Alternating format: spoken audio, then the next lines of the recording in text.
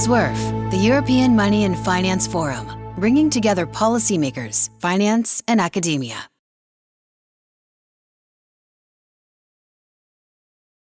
So in the last session, we have two important speakers.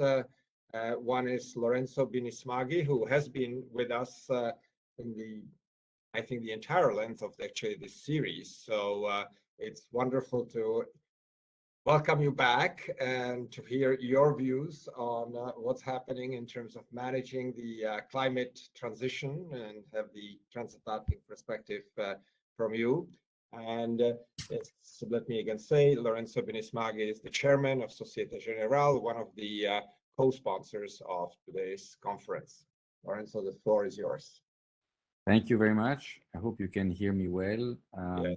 Thank you for being on time. Congratulations. My topic today is managing the climate transition.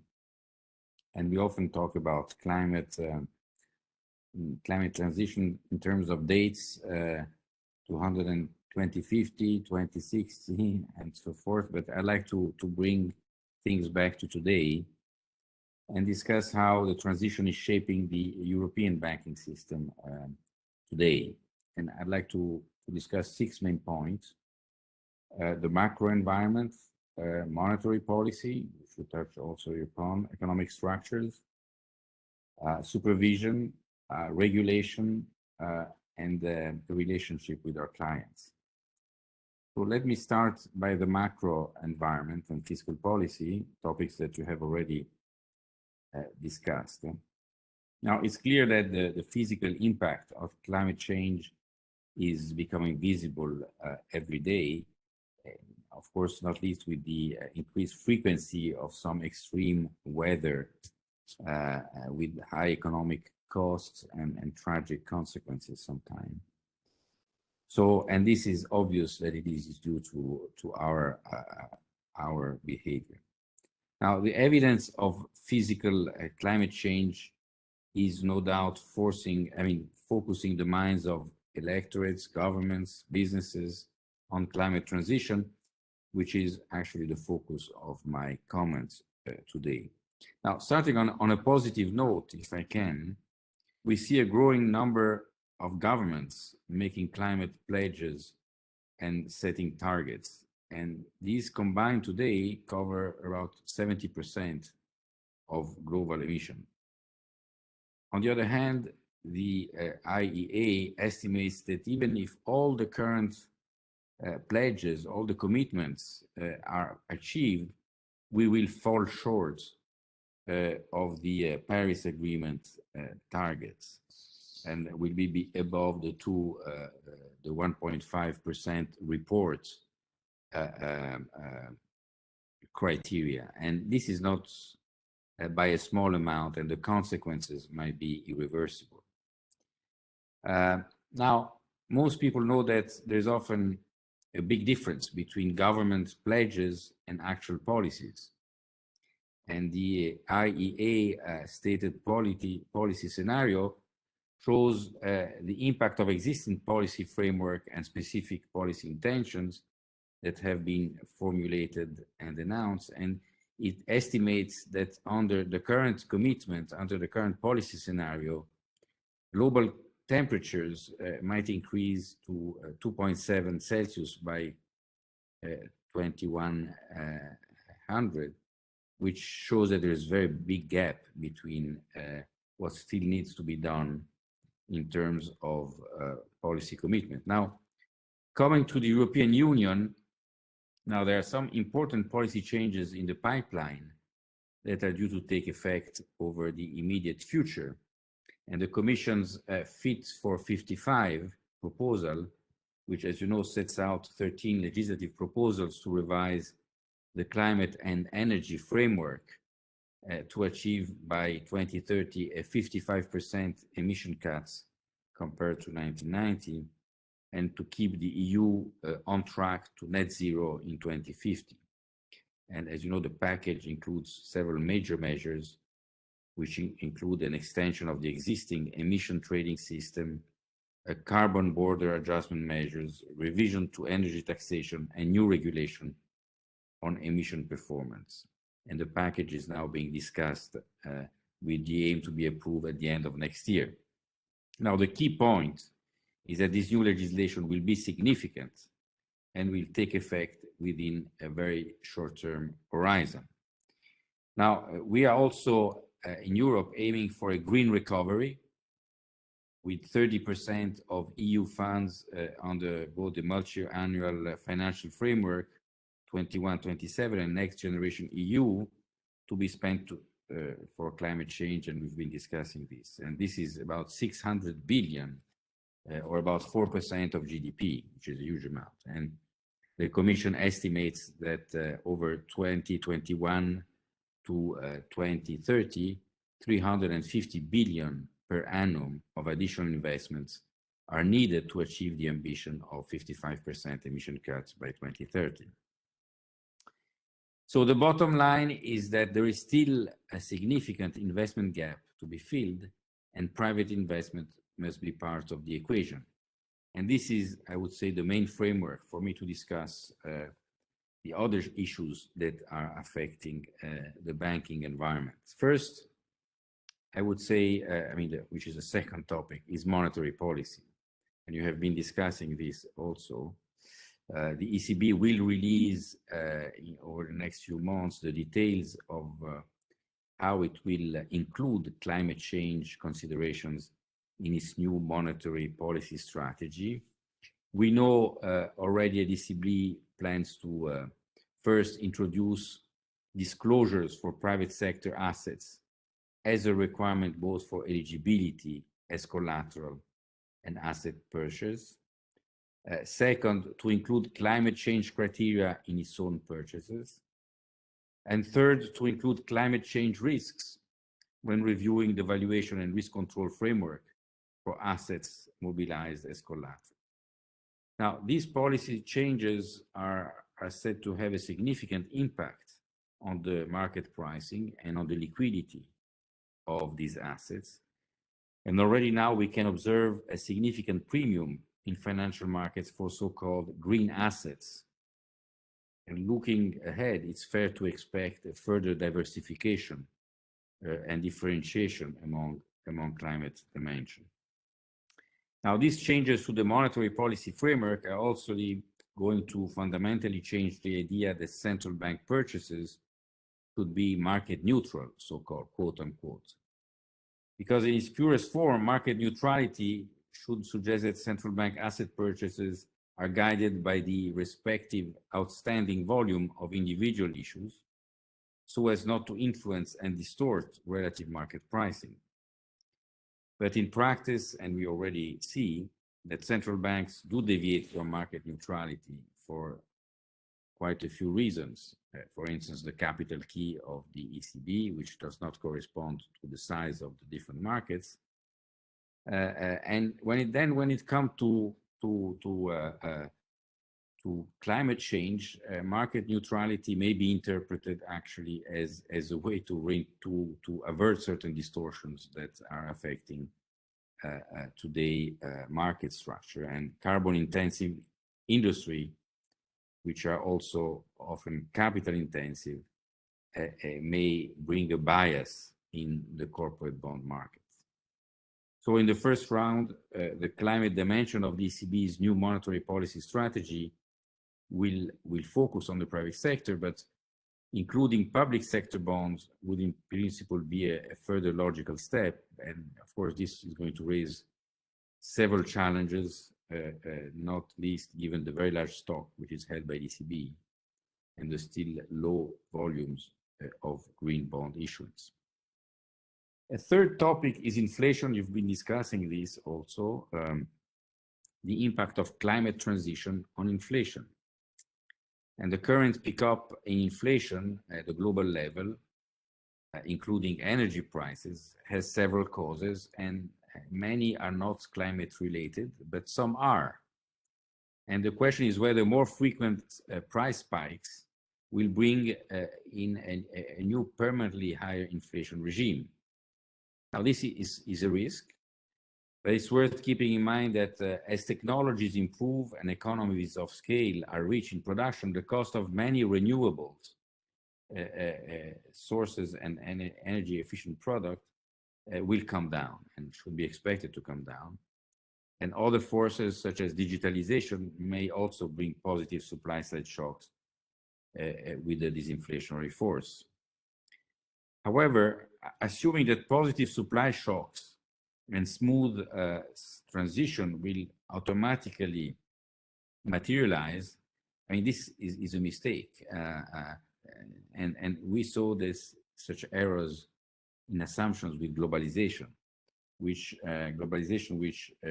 while bringing undeniable gains, also resulted in costs that only well-designed policy can mitigate altogether. And this brings me to the fourth point, which is structural reforms. We need, of course, reforms that ensure a smooth transition into the new environment, which means regulatory visibility for business and measures that support private investment. Education and labor mobility, which are critical for the significant sectoral shifts that will be involved.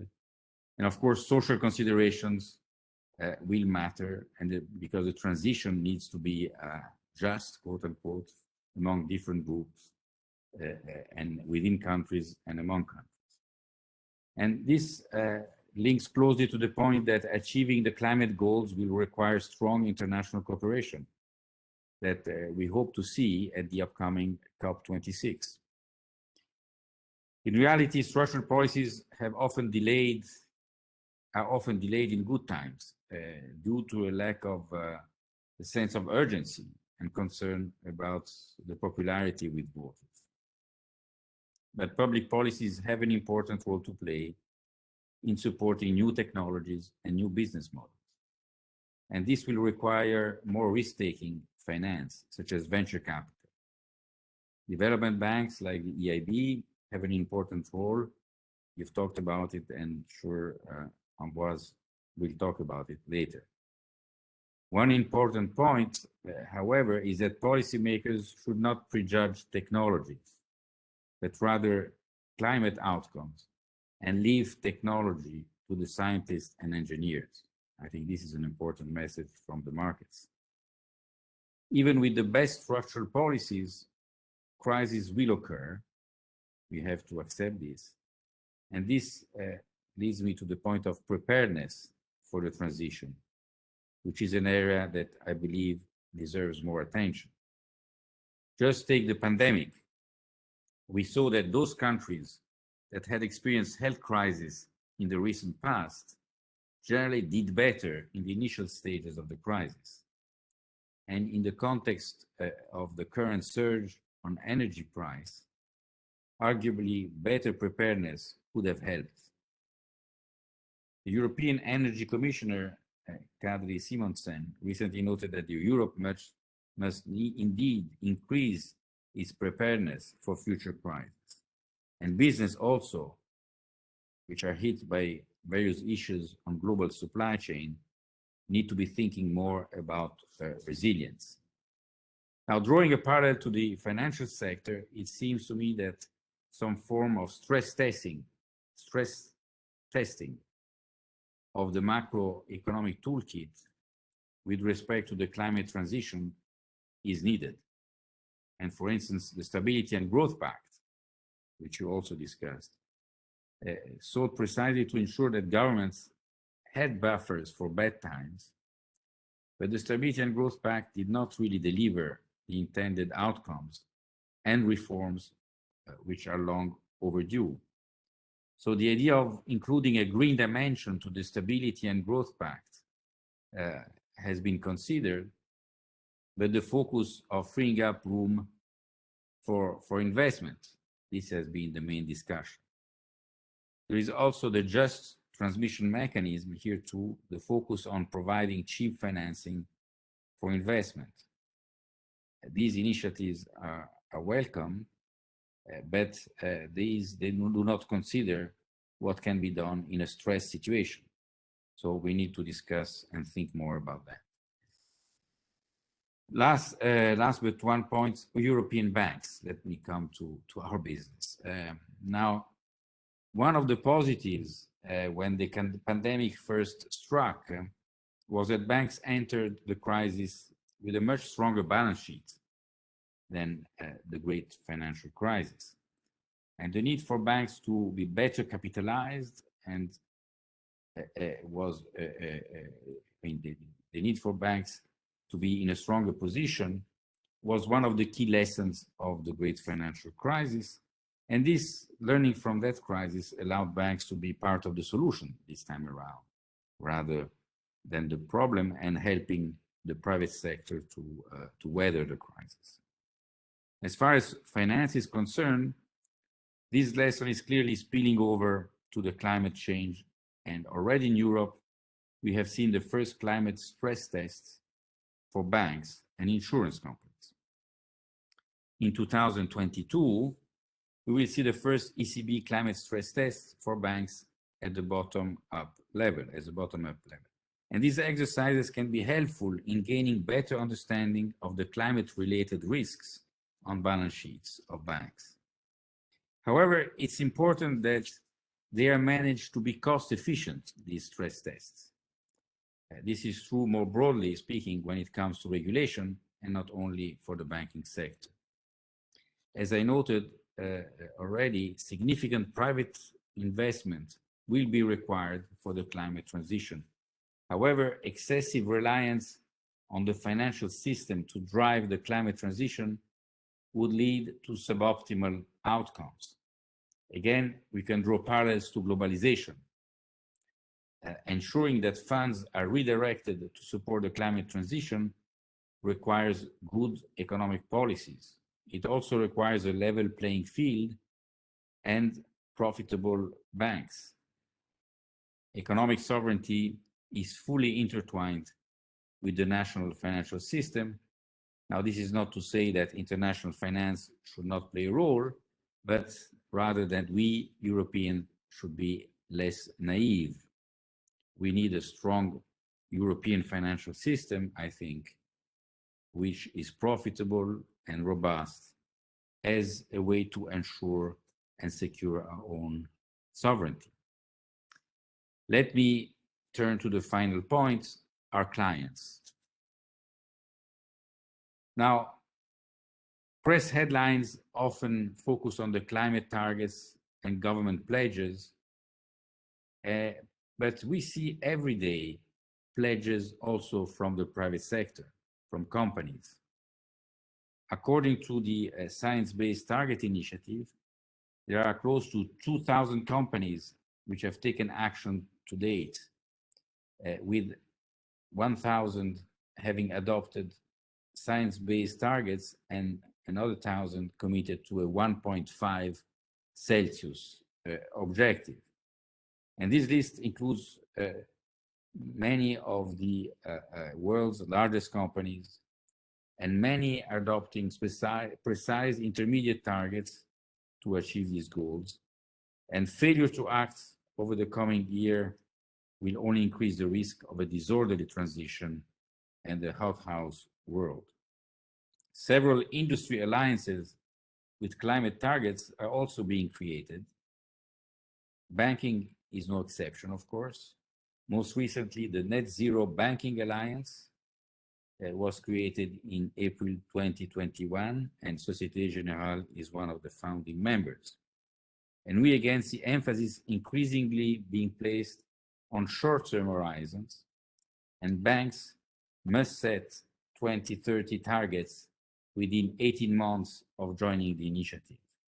And these initial targets will focus on priority sectors where banks can have the most significant impact. And further targets will have to be followed in this procedure. So banks are committed to publish absolute emission targets and emission intensity. No one is directly forcing business to take these actions, but these actions reflect the fact that the climate transition is increasingly seen both as a necessity and as an opportunity. Just to give you a few examples from my own bank, We are today a global leader in renewable financing. We are at the forefront of innovation projects in floating offshore and floating solar. In terms of mobility, Societe Generale leads sustainable mobility solutions through ALD, our leading fleet management and vehicle leasing company. We're also developing a strong franchise in the nascent hydrogen ecosystem and contribute to decarbonization across sectors. Furthermore, we have also developed innovative financial solutions for energy producers, and this is just the beginning of what we expect to see in terms of opportunities. Now, I want to stop the spot for Societe Generale here and get to the conclusion. Just a few key points I want to emphasize. First, the climate transition is happening now and is likely to further accelerate near term, not least here in Europe. There is, however, nothing automatic, nothing taken for granted about this process, so good policy is key. Private investment and technology are critical parts of the transition, and this requires robust and profitable financial system. Finally, the scale of change that is involved is unprecedented in modern times, and we probably need to go back to the history books, to the Industrial Revolution, to find something even remotely comparable.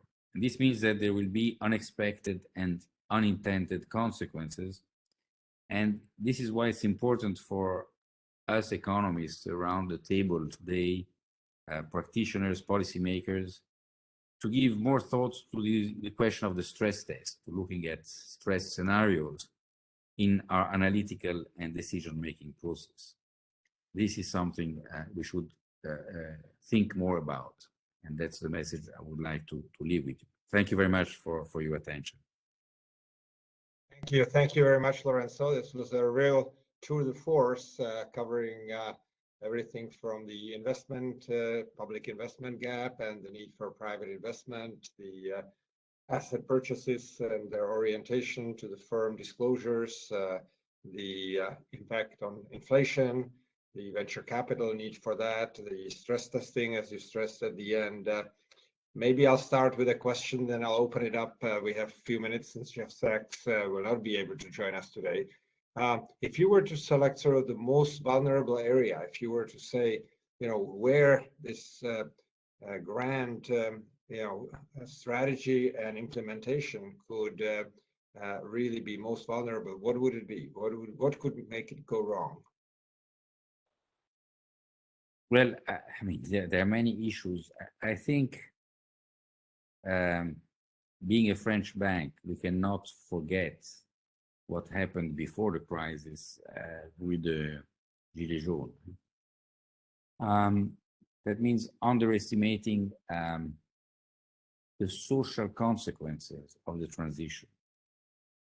So we need to do all the things we've said, but we need to calibrate these properly, and we need to take into account of the social impacts, because it's not fair that only the weakest sectors of society pay the highest cost. So I think this is something that we have to learn from the past. We have to manage well. We see this also in dealing with the pandemic. I mean, some people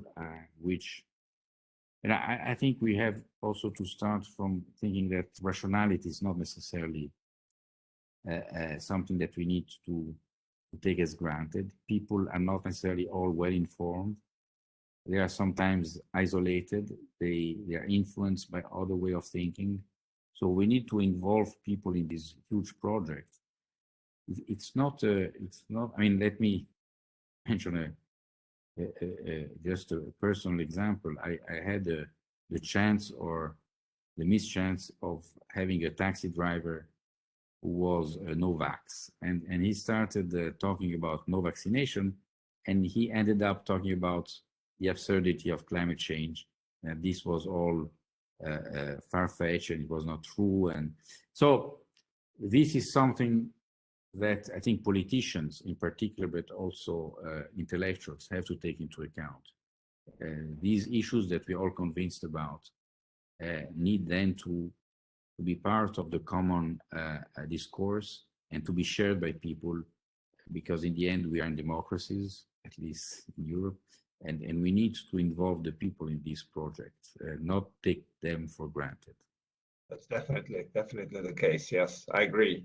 I see we have Ambroise Fayolle with us here, so maybe we'll defer other questions after his presentation and you can actually interact with each other. So Ambroise, thank you very much for joining us. It's wonderful to have you again, one of our stalwarts appearing at every one of our conferences. It's wonderful to have you here representing the EIB in this panel.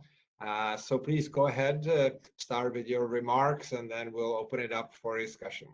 Thank you for being here. Thank you so much, Jan, and a pleasure to see you and to see Lorenzo. What is not a pleasure is not to be in New York. But for the rest, it's really lovely to be there. Thanks a lot to SUERF, to Societe Generale, to all those who have made this event again possible. So I'm really very, very happy to talk to you today.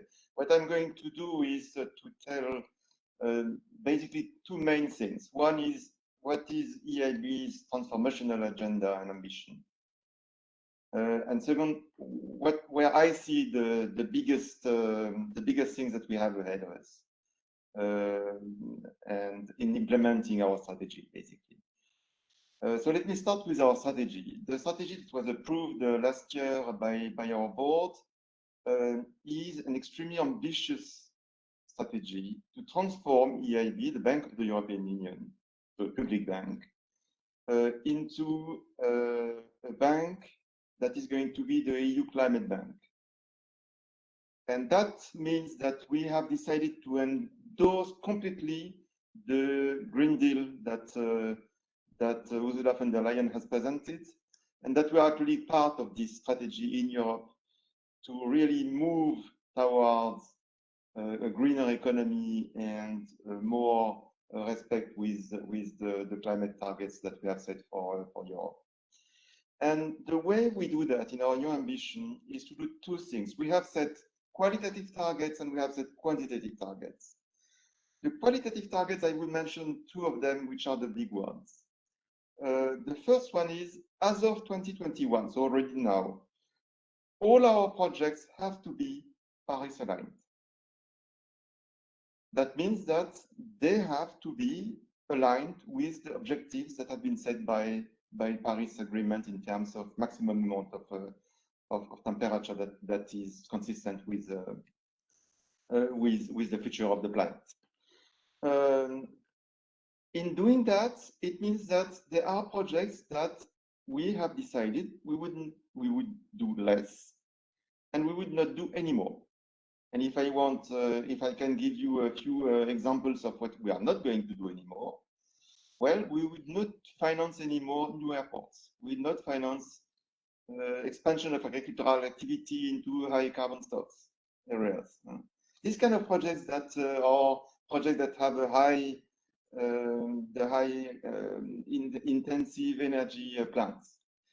These are projects that we could finance before, that we will not finance in the future because they are not basically Paris aligned now in our assessment. And the second example that I would give in terms of qualitative projects that have a big impact on our activity has been decided at the time of the energy lending policy that was approved close to 2 years ago. We have decided that we will not finance anymore gas projects that are not unabated. So basically, to make it simple, if you don't have a significant share of your gas project that is green gas, to make it simple, then we will not finance that anymore because we think that this is not what will lead to a green economy that we need. And we do that obviously in linking that with the achievement of the SDGs, which still are so important, even too many people have forgotten about the SDGs these days. And we combine these qualitative targets with quantitative targets, which are a way to accelerate the green transition. And by doing that, we have decided to set two big quantitative targets. We will double the share of what we do in terms of our activity to finance climate projects. We have a minimum of 25% of our activity. We finance year on year around 60 to 70 billion euros of projects. So we'll move from 25 to 50% by 2025. So more or less tomorrow. And it means moving from 15 billion to 30 billion euros, which is a big change in the project we can finance. And the second thing is, we think we will help to support 1 trillion of investment in climate action in the decade from 2020 to 2030, which is the critical decade, as you know, as the reports from this summer, but also from the International Energy Agency last year showed. The issue is not only that we have big targets in 2050. The issue is that we start now, and that we start now big. Otherwise, we will not be able to achieve the targets in 2050. If we start, if you think that you have plenty of time to implement green policies, then you are in big trouble. So overall, we have, and we also think that we are a bank. We call ourselves the crowding in bank. So we try to bring other investors, especially private investors, to finance the projects that we support. And we really think that anyway, there is no chance that we can achieve the targets of climate change if the private sector investors, if banks, if funds, if other investors are not part of this journey. So we have a climate bank roadmap that is a 5-year roadmap that aims at supporting a green recovery from the COVID-19 crisis. We think that we need to build back better, but we need to build back green better. That fully backs the European Green Deal, that keeps supporting countries that are in need outside of the European Union, which is part of our activity, and also that makes sure that we can contribute to the achievement of the SDGs. So that is what we do now, and that has been agreed by our shareholders. Actually, and this is a very important point related to the reflection of Lorenzo on the Gilets jaunes, and it has been approved unanimously. And one of the big issues that we have, so it means that also countries that you could have expected would have had problems with this strategy, ambitious strategy, like countries in Eastern Europe, for example, are on board. And they are on board, I think, for two main reasons. One, because they are convinced, and their public opinion is convinced, that there is a big need to move. And the second reason is because we have made the concept of just transition at the center of our strategy. And I'll come back to that. But just transition means those geographies, those populations that have more difficulty to reach the targets, or who start from far behind, they need to be more supported. And if we don't do more for this, then I think we can say adios to our targets.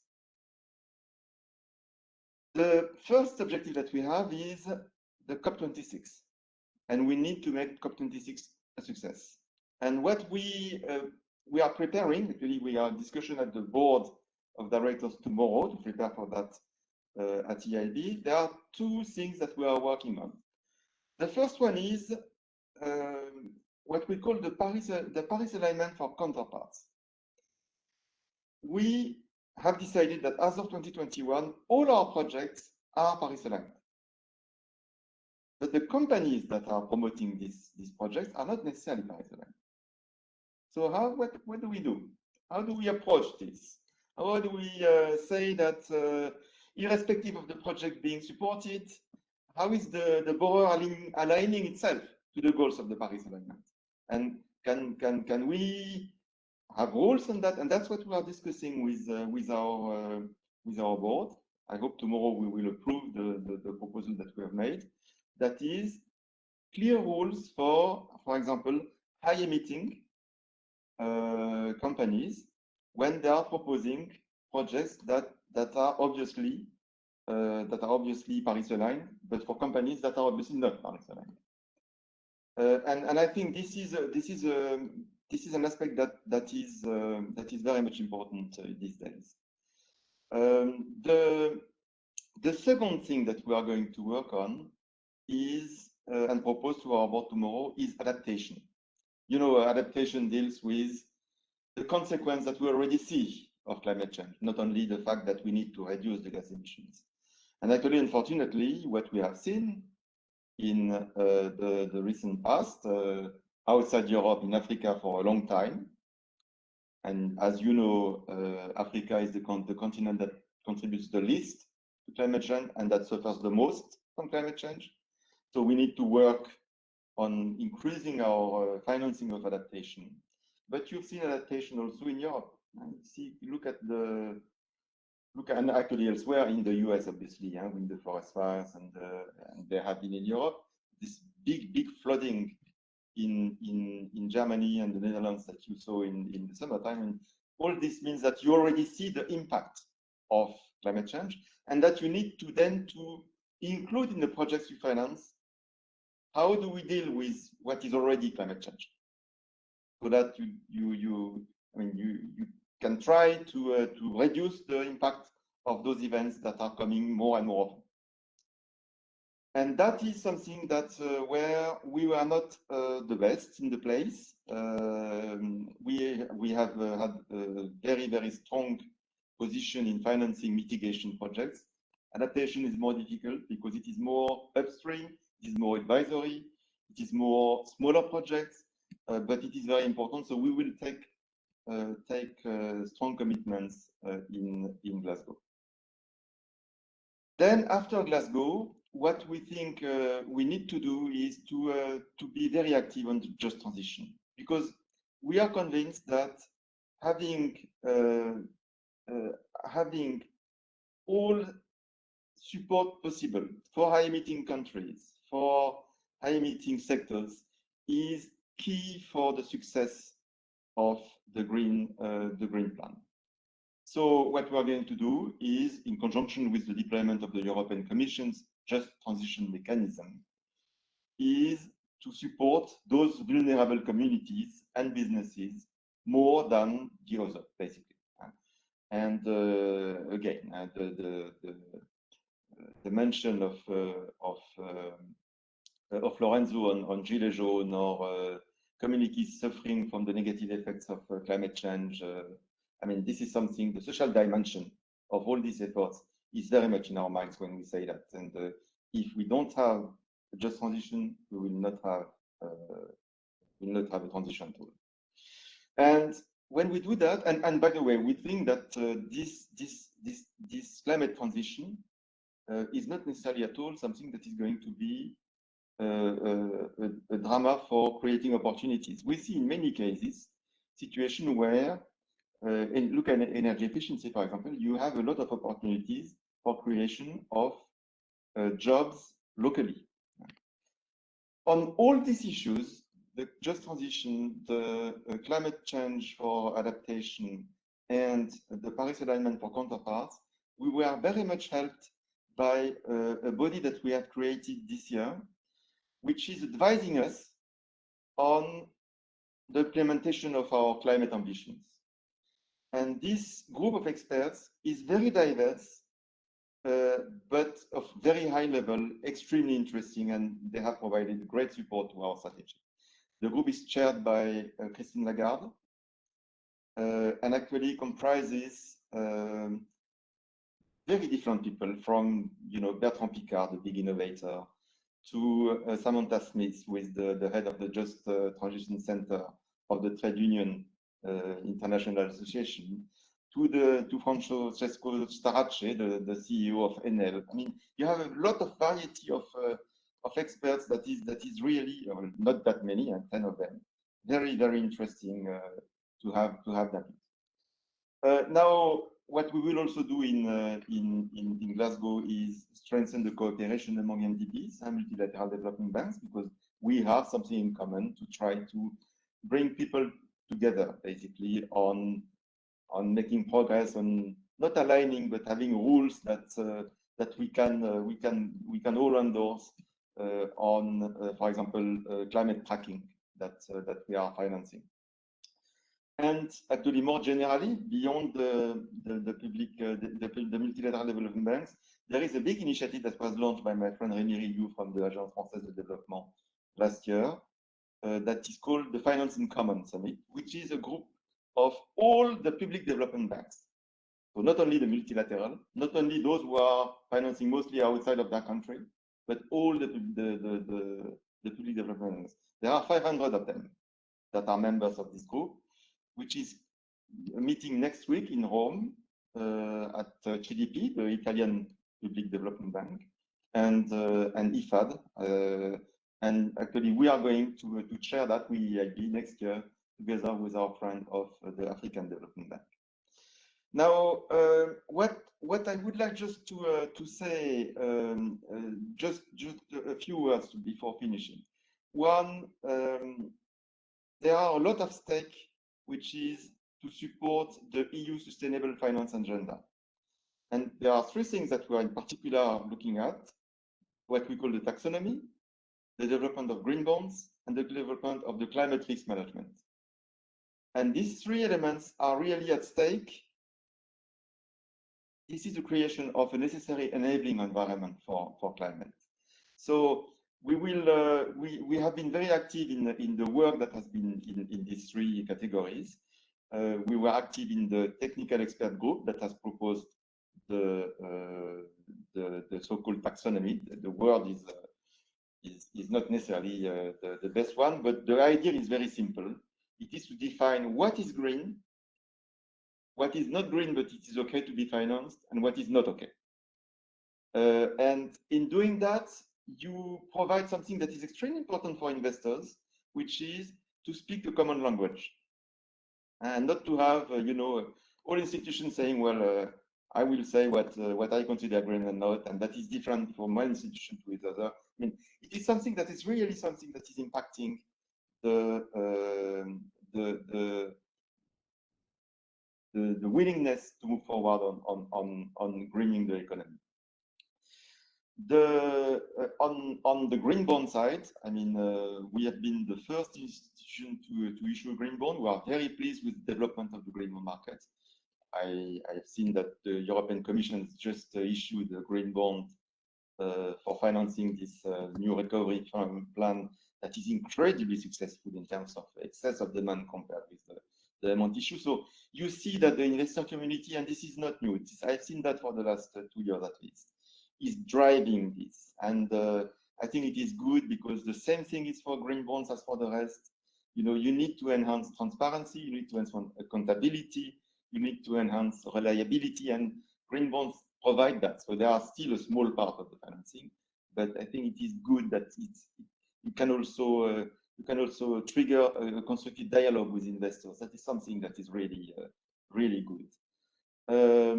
And finally, and actually we ourselves, EIB, we have doubled the share of what we finance through green bonds just in 1 year. So it is something that is really taking up, and this is not going to be everything, but it is going to be a bigger share. And finally, on climate risk management, I mean, the integration of climate and environmental considerations into risk management are both at the project and the counterparty levels, and it is fundamental. The need to promote transparency is also crucial here. And this is what, you know, what we call, we have a lot of acronyms in this sector, the TCFD, and the report that banks have to provide to explain the strategy on greening the economy. We have provided our first TCFD, and we think it is actually risk. Climate issues are very often risk management issues. You see that when you look at the way people see transition risk, physical risk, how they have to report on that, how they have to make progress on excluding support to projects with a high transition risk, for example. This is something that we intend to work a lot in the near future. So not to be too long, I conclude. I think it is very important that COVID-19 does not dilute our collective commitment to the climate and the sustainable growth agendas. you can count on EIB to be to take its part. We know that we have to do that in a way that is just, that basically leaves no one behind, and we will not be successful if we don't have the private sector, because without the private sector we will not achieve the quantitative targets that we need. And by the way, en passant, I very much agree with the point that Lorenzo made earlier about venture debt. I mean, public institutions can help also by being very active on what is extremely costly in terms of capital, which is often, for example, the financing of innovation, the financing of small companies that are very innovative, high growth, very capital consuming. But actually, we need these innovations if we want to be successful. I'll stop there. Jan. Thank you very much, Ambroise. This was again another broad and really impressive thing with all the topics that you brought in, all the opportunities that are there. Maybe I'll let Lorenzo see if Lorenzo wants to react to you, and then I will ask others to ask questions. I also have a question. Lorenzo, would you have any comment or reaction? No, I mean, I think it's a complementary approach from the private and the public sector. I think we are calling on each other to do things. Yeah. Okay, so my question was, which follows up on what you said, Ambroise, is in terms of innovation. What is the role of innovation? You mentioned it at the end in the climate transition that you've described and that's being undertaken on such a large scale. Well, I mean, to start with, we know that we will not achieve the climate targets if we don't have innovation that we are not aware today. So we will need a lot of innovation. This is a point that Bill Gates makes much better than I do. But this is true. And it means that the first thing as a public bank we need to do is to support very early stage, very innovative projects, sort of, first of a kind projects that gives us the chance that we can find then thereafter innovation that you can scale up and commercialize for the benefit of climate change. And climate change is a good direction, if I may say so. And for that, we finance, for example, with the Bill Gates Foundation, a common project with the European Commission that is called Breakthrough Energy Venture Europe. It's small venture capital entities. It is I mean, we are financing this, so they are completely independent the way they choose the projects. Things that a new ways of thinking of batteries, for example. You don't even think about that, but you have people who think we think about that. And well, if you have one project out of 50 that is successful, this is great. You know that when you do that, you need to be ready to that most of the projects will not be successful, but it is enough if some are to compensate for the failures of many. And then what we also do is we try to finance projects that need a lot of capital. For example, batteries. I mean, we have financed a big project of batteries for electric vehicles in northern Sweden, a project called Northvolt. That is for us a big project, 400 million, very risky. But this is also where you need to have, I mean, when you look at the projects in batteries, these are in billions. And when you look at projects in big wind farms, this is in billions. So sometimes also we help to be part of it. It is a good gesture for the project because it shows that the EIB is supporting it, and also it can help to find the money. And finally, let me give you another example of what we can do. The examples of wind farms is interesting. 20 years ago, we were financing in Europe onshore wind farms.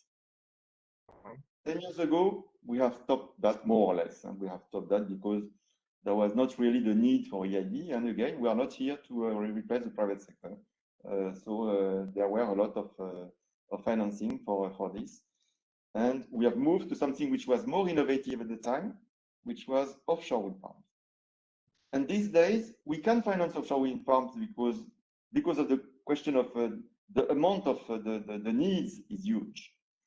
But actually, these projects are done very well by promoters. What is less easy is to find investors to promote floating offshore wind farms.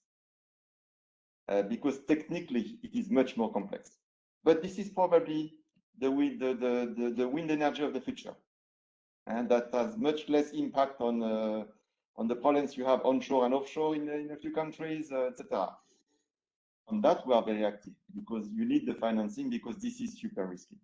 So just to say, innovation has to remain a big part of the financing of projects to fight against climate change.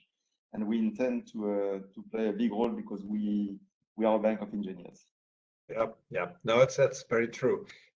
Maybe one more question from me, then I'll see if there is anybody else who'd like to respond. And can I comment on what Ambroise just said? Please do. No, I mean, I fully share what he states. I mean, in the end, we got out of the pandemic, or we will got out because of invention. The vaccine was invented. Why was the vaccine invented? Because enough resources were put at a time of urgency. The intensity of the research was derived from the fact that companies knew that within a short time, if they invent the solution, the demand would be there. I think one of the biggest problems with the innovation or invention or technological aspects of issues related to climate change is that they don't see necessarily the demand being there tomorrow. They see 20, 30 years from now. So I would go to the provocation that some of the innovations are already there. Ambroise was mentioning innovations that are not here yet. And some innovations are already here. We know how to build buildings with zero emission for heating, for cooling. The technology is there. Simply the inertia of continuing to do things as usual is taking away the incentive to invest more than others. And this is true in our world, but it's true in the third world, it's true in the developing countries. So it's really, it's not necessarily only an issue of financing, it's an issue of revealing the price immediately. But I am optimistic that technology can help. The problem is, do we have the right environment to adopt the technology when the how would I say, the benefit for the investor is not immediate, but is in 10 years. I think this is the biggest challenge that we have, and we are losing time in this respect. Yeah, that's very important. And in some sense, this is where the public sector could come in and reduce the risk by, as you say, in the case of vaccines, more or less guaranteeing that the demand will be there. Exactly. I mean, we just, if I can quote an example, in Italy, there is a measure has been adopted that the government basically finances all the restructuring of houses that would transform houses into close to zero emission. It is used very little because the bureaucracy is so high and the permits are so high that it makes it basically impossible to use. Maybe the government is afraid that too many people will use it. It's called 110%. But the technology that is financed through that brings down, in most cases, emissions to drastically. But in some cases, you can even bring them down to zero if you use the appropriate. But it's just the bureaucracy because people, I don't know why. I mean, typically in Italy, the government or the state is afraid that there would be abuses, maybe rightly so. But the technology is there, the financing could even be there, but it's just the procedures are so slow that in the end, there is very little use of it. Yeah. Now, I think it's a challenge in the positive sense for public administration, for the government, for the efficiency and efficacy of that, helping private business and developing things. I see we have our next speaker, Ricardo Mourinho, who is Vice President of EIB. So let me invite you all to listen to his concluding remarks. Welcome, Ricardo. It's great to have you here. And I'm welcoming you on behalf of all the organizers of the conference, and Lorenzo and Ambroise, thank you very much for the very fruitful discussion we had. Oh, thank you very much, Jan. Thank you very much, Lorenzo, and all the participants. Let me thank the organizers, SUERF, Societe Generale, Columbia University, but also to Deborah Revoltella and to the EIB team. And thanks for the great discussion today. I'd like to take advantage of closing the day to draw out a few things that I think we have learned with each other today. And also to point to some areas where we can work more closely across the two sides of the Atlantic Ocean. The recoveries in the European Union and the United States are taking slightly different courses. Both continents still face major challenges and uncertainty. Growth seems to be now slowing down in the US, despite a strong Q2 in Europe. The perspectives are also still quite uncertain. And employment also remains slack in the European Union, where we have 2 million of citizens that are not yet back to work. And when we look at hours worked, they declined more sharply than employment during the crisis. On the contrary, the labor market in the US is much tighter. Yet for both continents, risks to the outlook are still high. Given the uncertainties that we have in the health situation, we had mixed progress on vaccination. And let me tell you that, in my view, low vaccination rates in developing countries, notably in Africa, remain a quite substantial risk for new variants that can come up and then affect the global economy again. So developed economies, in my view, should better see vaccination in the developing world, not only as a gesture of solidarity, but also as an investment in global economic stability. We continue to have bottlenecks in global supply chains. And if we turn then to the policy side, as a result of large fiscal policy stimulus implemented in the EU and on an even larger scale, the US, households have now, on aggregate terms, accumulated quite substantial savings. And this is now boosting household consumption. On this side, central banks face the challenging of initiating a tapering as the recovery firms out. The timing of the normalization is not necessarily the same on each side of Atlantic Oceans. Price pressure seems larger and more protected in the United States, so the start of the tapering might be envisaged earlier than in Europe. In the euro area, purchases under the pandemic expenditure purchase program are gradually slowing down. However, the proceeds of maturing securities will be reinvested at least until the end of 2023. The broader asset purchase program is likely to be continued so far. As a result, euro markets are not anticipating a hike in euro rates anytime soon. So far, no significant core inflationary pressures are visible in the euro area, but I'm sure that the ECB will keep vigilant on the possible effect of second-round effects of the energy and commodity price pressures that we are witnessing. Against this background, recent forecasts lead us to expect investment to pick up, though in an uncertain outlook, and over the medium run, the fiscal stance will impact both regions. During the pandemic crisis, the policymakers on both sides of the Atlantic provided unprecedented levels of fiscal stimulus. And this time, they really made it different. So we need also to make it different in the future. Fiscal policy should act in a countercyclical manner, gradually, and move towards a more neutral fiscal stance as recovery firms out, and at the same time sheltering public investment in the green and digital transition. Policymakers are working to support the recovery. In the US, there is a plan for major ramping up of public investment, and in the EU, we have it too. The Next Generation EU program is set to provide large support for public investment based on a first time ever mutualized or joint debt issuance by the European Union.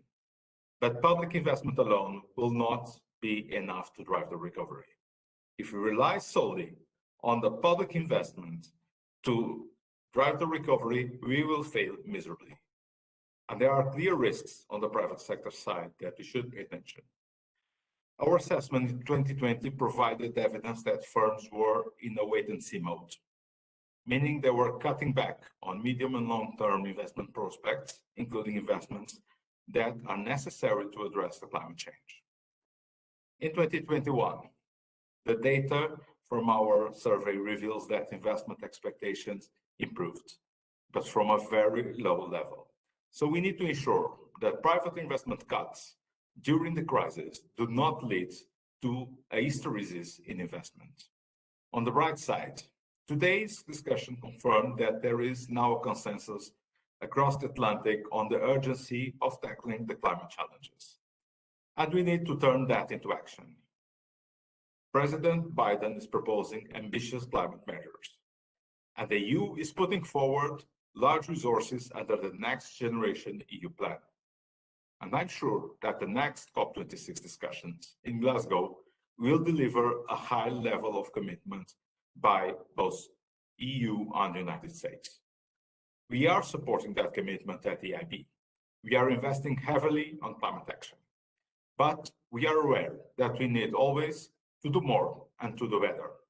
As the president of the EIB already mentioned today, we are ramping up, working with our partners, not only in Europe, but also beyond European borders, for example, in Africa, to help Africa to deal with climate change and ensure a just transition. And we also need to deal with the current surge in energy prices. We need to ensure that it does not undermine the market mechanisms, namely the carbon pricing. Of course, commitment to tackling climate change is needed for the private sector too. Here, it seems that the US and the European Union have a lot to learn from each other. The data from our investment survey shows that European firms are more likely to be aware of climate risks than the firms in the US, and hence more likely to protect themselves. However, firms in both regions tend to underestimate the importance of transition risks. Those risks can have very significant consequences, can reduce demand for the products they produce, can compromise supply chain, and can damage firms' reputation. And I feel that there is a need to raise the awareness. Our research shows that firms that are aware of the transition risks are, of course, more likely to invest in climate measures. On the other hand, fewer firms in the United States report that they face barriers, for example, in terms of regulation in making climate investments. Several of the speakers today have underlined that the European Union and the United States cannot recover in isolation, either from each other or from the rest of the world, and very rightly so. The global recovery can only be sustainable if it is indeed a global one, if it includes the developing and emerging economies. The immediate priority in terms of development policy is to provide quick, broad, and affordable access to vaccination for those economies and countries who need them at a global scale, to ensure that the appropriate logistics is set up in developing countries to provide the necessary means in case it is necessary to ensure efficient deployment of the vaccination. At the same time, we see many developing countries are struggling with the record debt burdens. The international community must work together. Now that have, for good and great reasons, US back to the multilateral world, we need to ensure progress towards the SDGs and to ensure that this progress is unstoppable. Support countries that are delivering and for which it is key. Which are key for the debate on climate. And for this, let me tell you the following. I think that there are two things. Firstly, developing countries are highly exposed to climate adaptation risks. That's undeniable. The failure to address climate change would compromise progress towards fighting poverty and also towards the other SDGs. Secondly, the world cannot achieve its climate targets if developing countries are left behind. The transition has to be just for developing countries too. Anything else will lead us to a miserable failure. I will close with the financing challenge. Finance itself is not limited, but it is our job as a public bank to decide which risks to take. In doing so, we aim to complete markets to tackle global changes. That is what will contribute for a sustainable and inclusive recovery. To do that, we need new financial instruments, and the EIB has pioneered green bonds back in 2007. The EIB research has shown that this had a huge impact on the development of the green bond market, providing a proof of concept and playing an important role in educating potential issuers investors. We are very proud. We created a new market, a market that was missing, where there was unmet demand. And now we and many of our partners around the world are using similar instruments to tackle other challenges. For example, the global biodiversity challenge. The current economic environment is an opportunity for all policymakers to jumpstart a structural transformation of the economies and to create a truly sustainable growth. And I hope that working together, we'll be able to seize that chance. I'd like to finish by thanking our collaborators at SUERF, Societe, Generale, and Columbia University. And I'm very happy that this collaboration has become an annual event. That said, I look forward to meet you in person next year for one great and good discussion in hopefully less uncertain and with a recovery forming up. Thank you very much. Thank you very much, Ricardo. Those were very appropriate comments for the whole day of deliberations that we've had, and we definitely count on you for our next meeting. And let me pass the baton on to Ernst Jan to conclude the conference. Thank you very much, Jan. This closes this year's New York conference for the second time online. Thanks to all speakers, to the organizing team. It was truly, as always, a great pleasure to set this event up together. And to all of you, thank you for participating and for your interest. Bye-bye, have a nice evening, and take care.